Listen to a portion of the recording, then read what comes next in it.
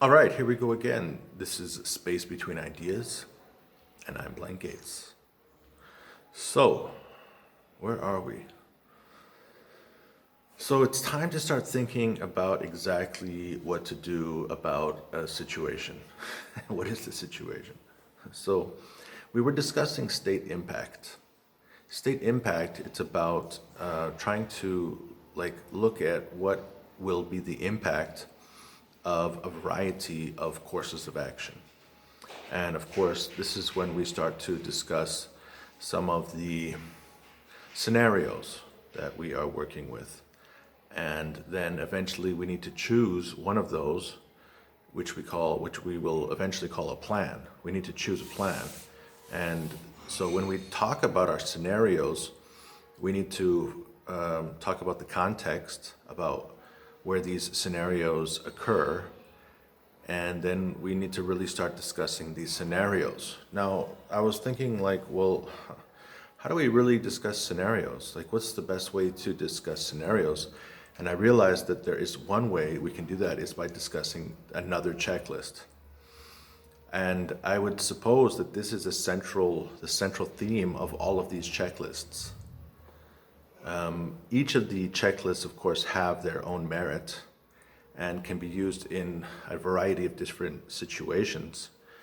But at the end of the day, you kind of need to have some type of agreement, and you have to have some degree of teamwork so that we can work together in the economy.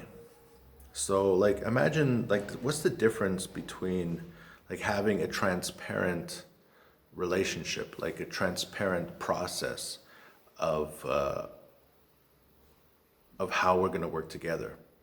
What's either we have a mystery, and we don't really know how we're supposed to be working together, or we have a transparent process. Now, of course, you have all of these different religious traditions, historical traditions, cultures. A lot of what's held important and valuable in traditions and cultures and races and histories and religions, these are practices, human behavior, how we need to be treating each other in a family situation, how we need to be treating each other in a community, and how we have business relationships with each other, and how we work together as a society. And so a lot of the relationships that we have are not written down. I mean, a lot of the rules that we have are not written down because we have these cultures to help us to understand how we should be interacting with each other. Then, of course, after books and print and there were different methods of writing things down, we moved from oral traditions and we started to create we created books with rules so that we would all know, what should we do? And now we need to focus on what it says in these books. And then eventually we started developing our societies and creating laws and creating rules and creating norms. All of these things are to make this mystery into a transparent process because we want to be able to work together better. Now, where does it come from? What are we talking about when we're talking about teamwork?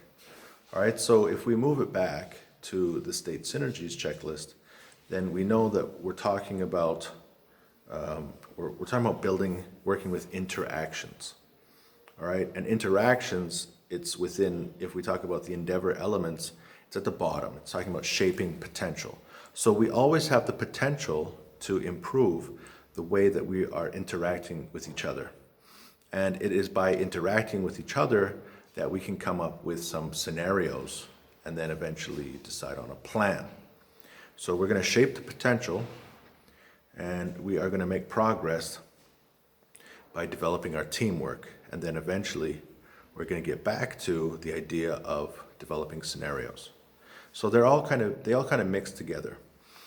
Now, sometimes you have a client, or you have a customer, or maybe you have an employee, or maybe you have a provider, or there's some kind of relationship.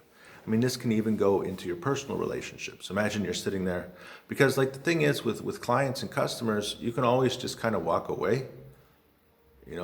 You can be like, well, there's another guy, another gal, there's another product, another service, there's, something else that's going to work out for me a little bit better.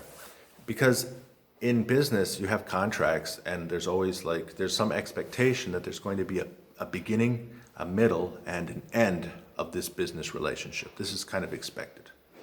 There's always we're always passing through these phases of business. But in personal relationships, it's actually like you create like a solemn oath that no matter what happens, we're together, and we're going to stay together.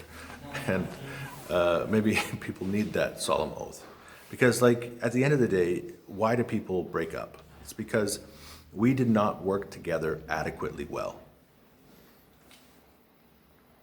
And why do teams break up at work? We did not work together adequately well. And why do business relationships sometimes break up? Because we did not work together adequately well. I mean, that's one reason. Of course, there could be many, many other reasons. But if this is the reason, that we did not work together adequately well, then it's time to improve our thinking skills. We need to move from that mystery, and we need to make it more transparent. All right, so what are the steps to creating a cooperative work environment? You might think that you have a spontaneous cooperation. Okay, so what is spontaneous cooperation? That's when people enjoy their work. It's when people like to work together. All right, so when you have friends, then usually you have spontaneous cooperation.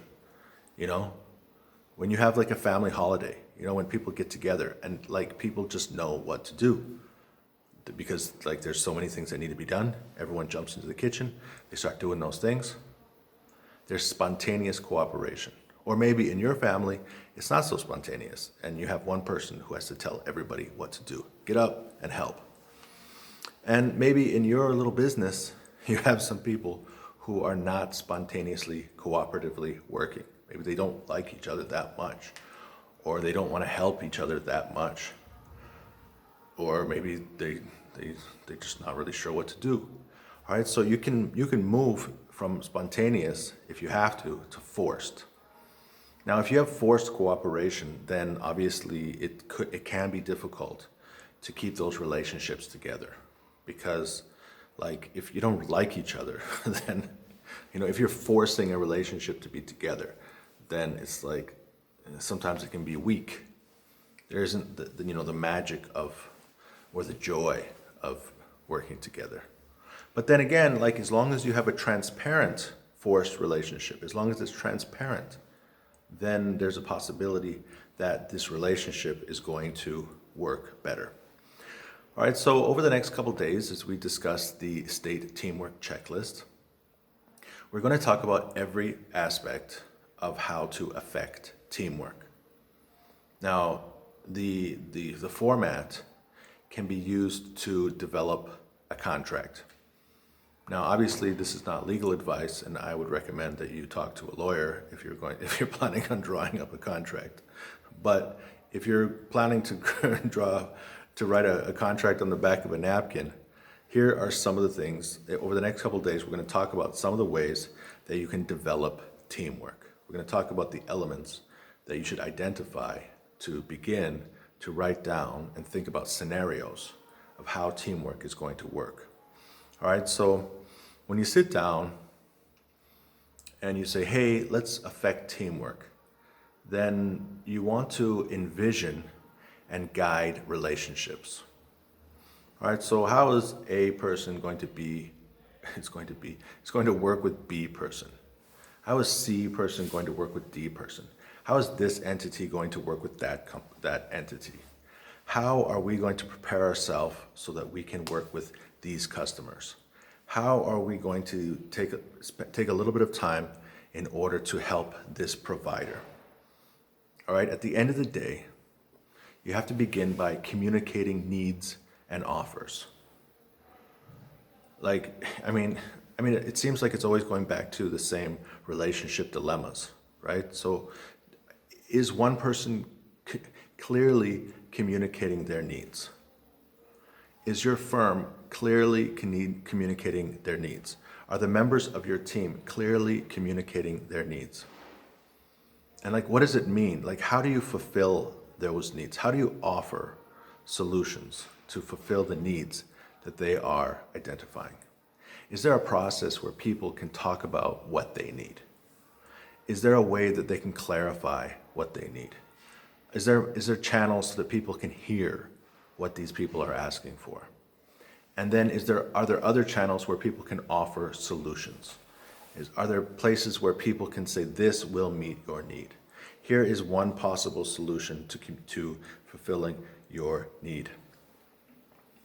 Now, of course, as people are sharing their needs and offering to fulfill those needs, hopefully you are developing these win-win relationships.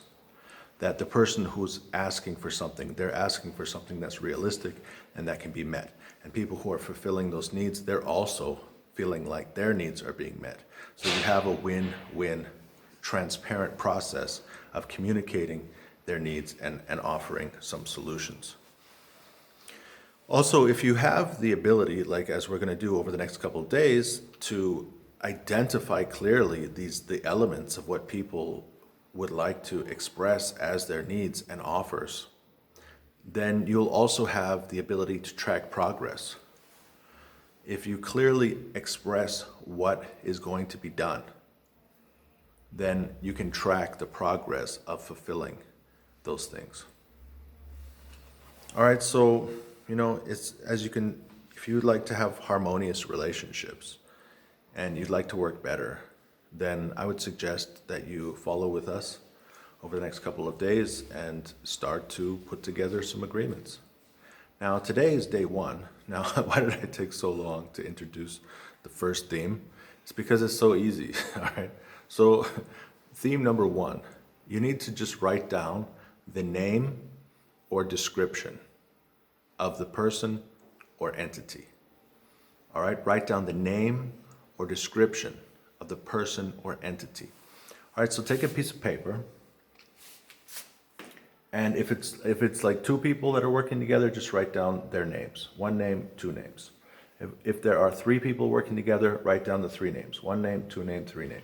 If there's two companies working together, write down the names of the companies. One, two. Or you can describe the company: the telephone company, the car company, the widget producing company, the whatever company. All right? So however many people you would like to think about over the next 5 or 6 days, just take a blank piece of paper and write down the two names.